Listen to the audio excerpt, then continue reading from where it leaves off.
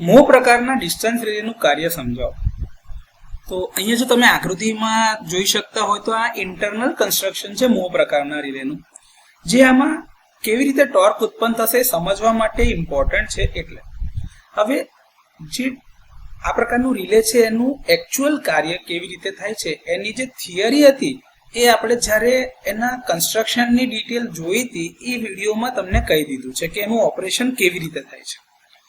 આ જ ઓપરેશનને થોડું ગાણિતિક રીતે સમજવું હોય તો એની રચના અથવા તો એની વાતચીત આપણે આ વિડીયોમાં હમણાં કરી રહ્યા છીએ. આજે ટોર્ક કેવી રીતે ઉત્પન્ન થશે એના આરએક્સ ડાયાગ્રામથી સમજાશે, જે આપણે આવનારા વિડીયોમાં જોવાના છીએ. તો મો પ્રકારના રિલેનું ઓપરેશન જે છે એ એની અંદર ઉત્પન્ન થતા વિવિધ ટોર્કના બેલેન્સ ઉપર આધાર રાખે છે.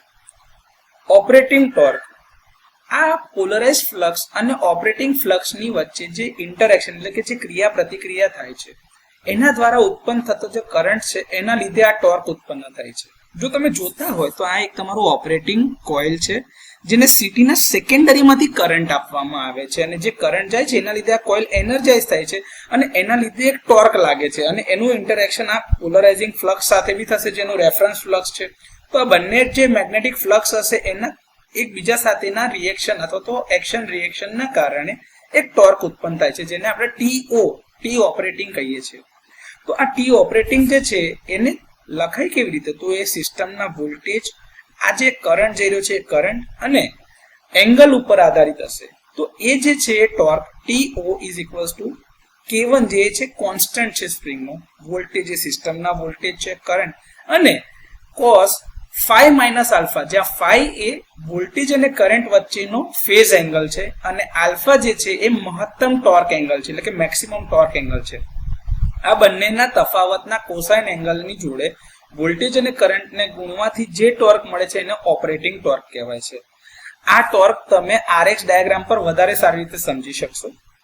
હવે આ ઓપરેટિંગ ટોર્ક છે, જો રિલેનો ઓપરેટ થવું હોય તો એની કિંમત રિસ્ટ્રેનિંગ ટોર્ક કરતા વધારે હશે તો જ ઓપરેટ થશે.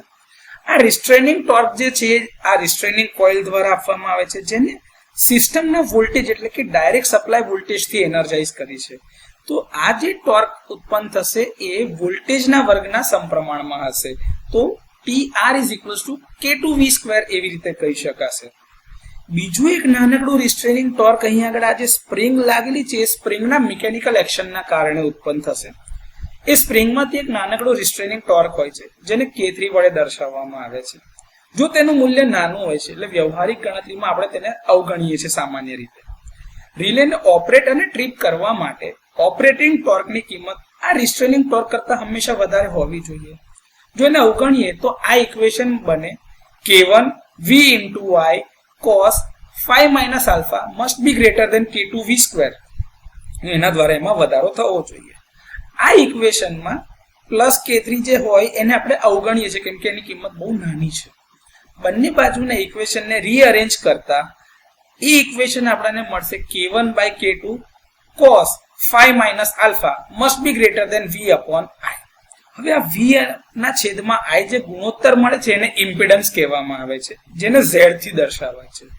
તો આપણે હવે એની કિંમત Z મૂકીએ તો Z must be less than એટલે કે ઓછો હોવો જોઈએ K1/K2, એને એક કોન્સ્ટન્ટ કહી દો KR cos phi minus alpha.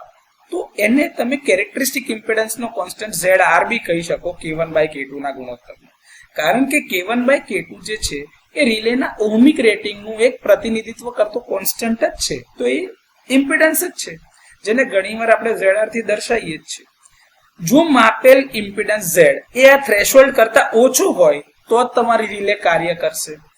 તો Z must be less than ZR cos phi minus alpha. તો આમ ગાણિતિક રીતે મો પ્રકારના રિલેનું કાર્ય કેવી રીતે થાય છે તે સમજાવવાનો પ્રયાસ છે. એટલે કે જો રિલેનું ઓપરેટિંગ ટોર્ક એ આ રિસ્ટ્રેનિંગ ટોર્ક કરતા વધારે હોય તો રિલે ઓપરેટ થશે અને સર્કિટ બ્રેકરના ટ્રીપ કોઇલને એનર્જાઇઝ કરતું એક સિગ્નલ આપશે, કારણ કે આના બે કોન્ટેક્ટ ક્લોઝ થશે. તો આ રીતે મો પ્રકારનું ડિસ્ટન્સ રિલે કાર્ય કરે છે.